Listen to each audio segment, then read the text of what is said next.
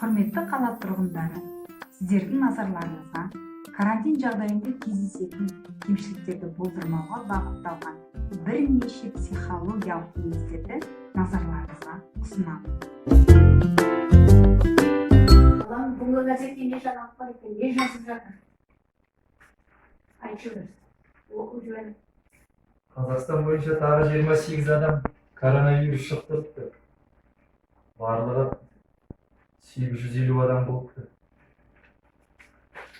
Бұл әзір бітпейтін шығар бұл ауру.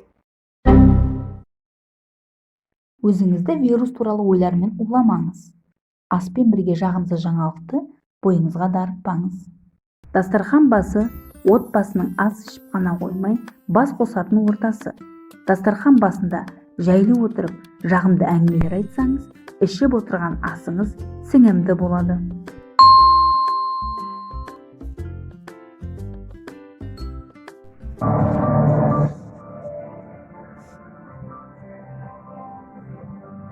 Бері тездетіп телевизордың дауысын аш, жаңалықтар басталды.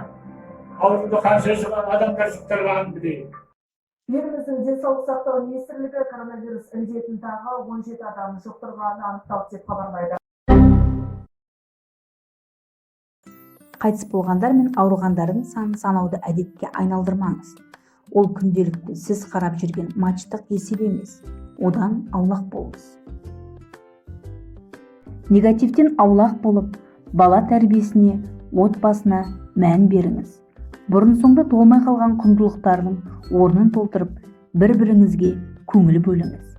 Түрлі ойындар ойнап, уақытты тиімді өткізіңіз.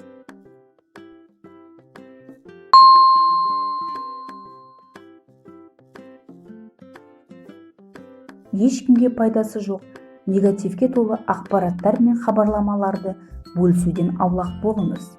Өйткені теріс ойлар жүйкеңізді әлсіретеді.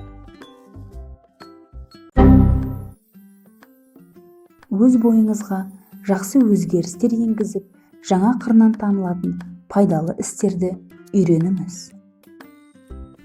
Карантин жағдайында қалыпты күйде болып, осы аталған психологиялық кеңестерге көңіл бөліңіз.